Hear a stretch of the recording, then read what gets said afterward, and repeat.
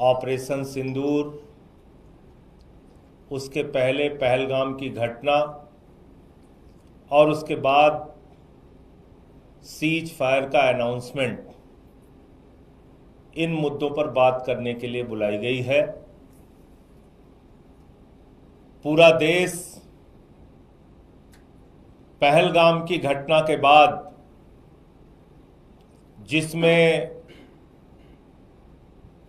भारत के 25 और नेपाल के 1 निर्दोष निहत्थे लोगों की आतंकवादियों ने गोली मार के हत्या कर दी, बहनों के माथे के सिंदूर उजाड़ दिए। 200 किलोमीटर हिंदुस्तान की धरती में पाकिस्तानी आतंकवादी आता है, पाकिस्तान के द्वारा पोषित फंडिंग किया हुआ आतंकवादी आता है, हमारे निर्दोष निहत्थे लोगों को मार के चला जाता है, बहनों के सिंदूर उजाड़ के चला जाता है।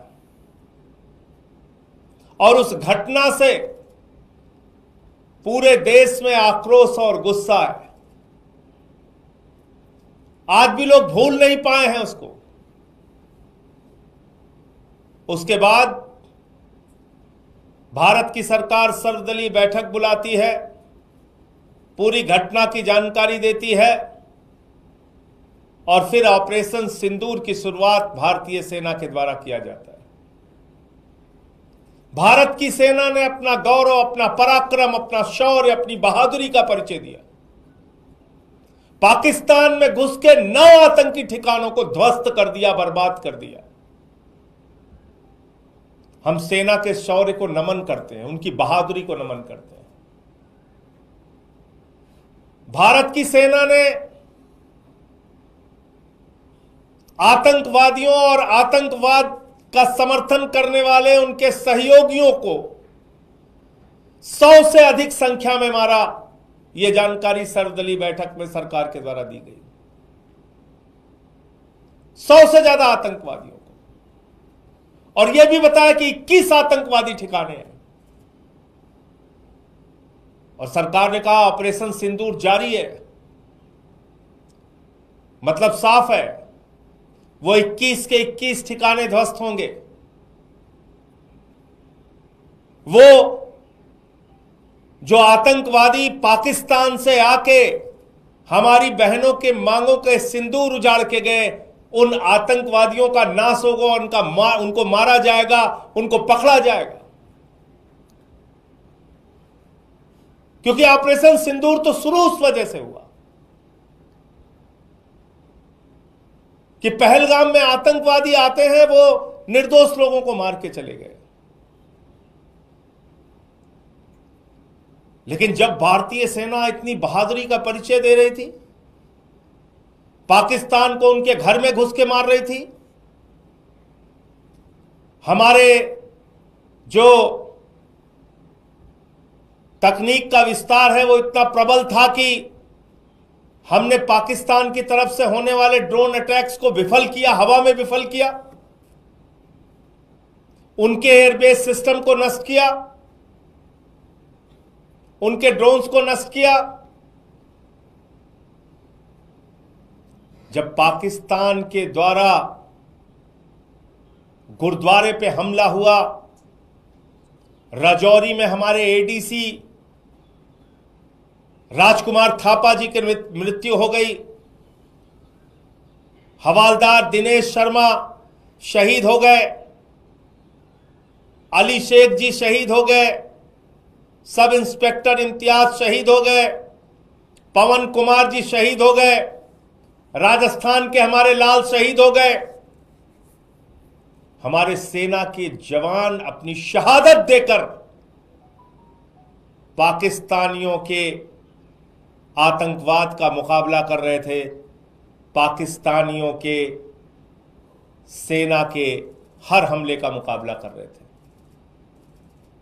जब हमारे पास एक बड़ा मौका था भारतीय सेना के पास कि हम पीओके के ऊपर कब्जा कर सकते थे, वो पाक अधिकृत कश्मीर जहां पे आतंकवादी अड्डे हैं, जहां पे आतंकवादियों को पनाह दी जाती है।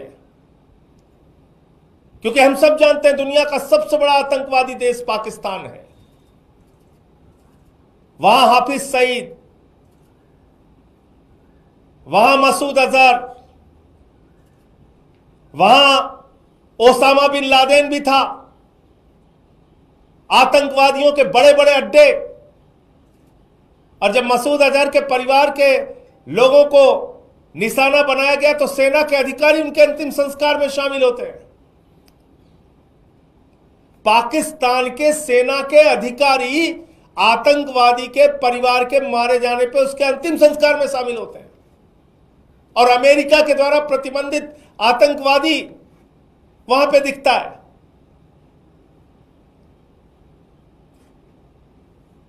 देश के लोगों के मन में एक सवाल है, बहुत बड़ा सवाल, कि जब भारतीय सेना अपने शौर्य और पराक्रम का परिचय दे रही थी, इतनी बहादुरी से पाकिस्तान की सेना का मुकाबला कर रही थी, आतंकवादी अड्डों को नष्ट कर रही थी, पाक ऑक्यूपाइड हम कश्मीर पे हम कब्जा कर सकते थे, हम बलूचिस्तान में जो असंतोष है उसके कारण बलूचिस्तान को उनसे अलग कर सकते थे, उसी तरीके से जिस तरह से 1971 में बांग्लादेश को हमने अलग किया, 2 टुकड़े किए पाकिस्तान के। ऐसे समय में अमेरिका आपके सीज फायर डिक्लेयर कर रहा है।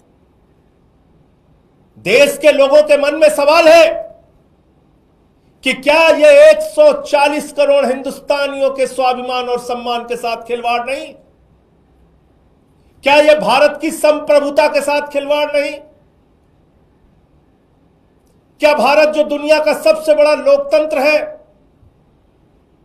उसके ऊपर अमेरिका की दादागिरी चलेगी? अमेरिका का दबाव चलेगा? भारत और पाकिस्तान के बीच में जब भारतीय सेना अपने लक्ष्य को पाने की दिशा में अग्रसर थी, उस समय अमेरिका की धरती से सीज फायर डिक्लेयर हो रहा है। अमेरिका का राष्ट्रपति ट्रंप सीज फायर डिक्लेयर कर रहा है और उसके बाद सरकार उसको मान जाती है। सीज फायर की शर्तें क्या पता नहीं। सीज फायर में वो 4 आतंकवादी 5 आतंकवादी जो पाकिस्तान से आए पहलगाम में, जिन्होंने बहनों के सिंदूर उजाड़े, उनका क्या हुआ? उनके खिलाफ कार्रवाई कब और कैसे होगी? पूरा देश आपसे पूछना चाहता है प्रधानमंत्री नरेंद्र मोदी जी। भारत की संप्रभुता, भारत के स्वाभिमान और सम्मान के साथ खिलवाड़ करने की इजाजत किसी को नहीं है। भारत अपने फैसले लेने में सक्षम है और देश के प्रधानमंत्री से लेकर कोई भी मंत्री हो या बड़े बड़े पद पर बैठने वाले लोग संप्रभुता की रक्षा का शपथ लेते हैं। इसलिए मैं कहना चाहता हूं, यह भारत की संप्रभुता पर एक प्रहार है। जब 78 वर्षों में हमारा एक ही स्टैंड रहा कि दोनों देश आपस में तीसरे देश की मध्यस्थता के बगैर बातचीत और फैसला लेंगे, तो अमेरिका की मध्यस्थता कहां से आ गई? ट्रंप की मध्यस्थता कहां से आ गई? और वो ट्रंप कह रहा है भारत और पाकिस्तान दोनों महान देश हैं। वो पाकिस्तान को महान देश मानता है। मोदी जी, क्या आप पाकिस्तान को महान देश मानते हैं? वो आतंकवादियों को पनाह देने वाला देश, वो आप भी उसको महान देश मानते हैं क्या?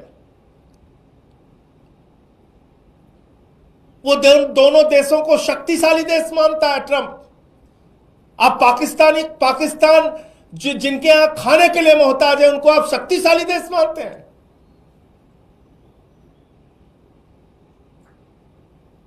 वो कह रहा है न्यूट्रल वेन्यू पे बातचीत होगी। किसने तय किया? कब तय हुआ?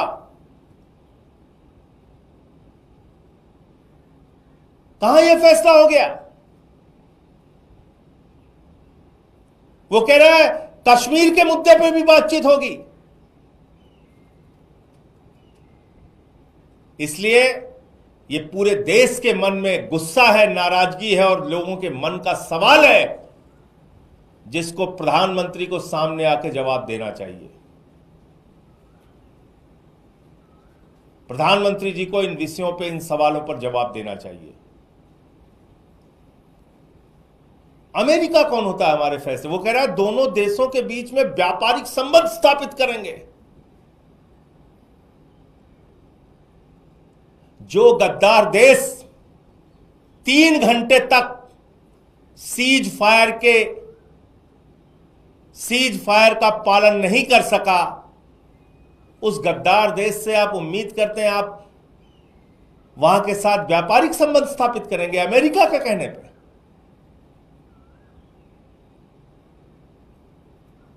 भारतीय सेना के गौरव को, भारतीय सेना की बहादुरी को, भारतीय सेना के पराक्रम को, भारतीय सेना के शौर्य को पूरा देश 140 करोड़ लोग सर झुका के नमन करते हैं।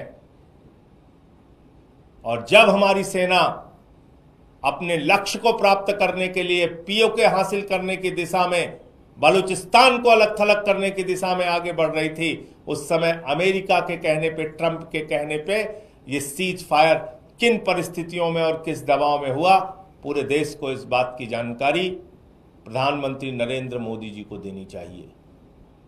और इसके लिए सर्वदलीय बैठक बुलाइए और पार्लियामेंट का स्पेशल सेशन बुलाइए, इन सवालों का जवाब दीजिए। मुझे इतनी बात कहनी थी। अगर आपका कोई प्रश्न हो आप पूछ सकते हैं।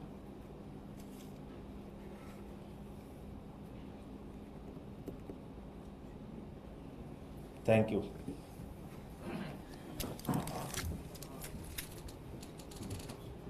अगर आपने हमारा अभी तक चैनल सब्सक्राइब नहीं किया है तो कृपया चैनल सब्सक्राइब कर लें, लाइक करें, शेयर करें, कमेंट करें। तो मिलते हैं फिर किसी और खबरों के साथ।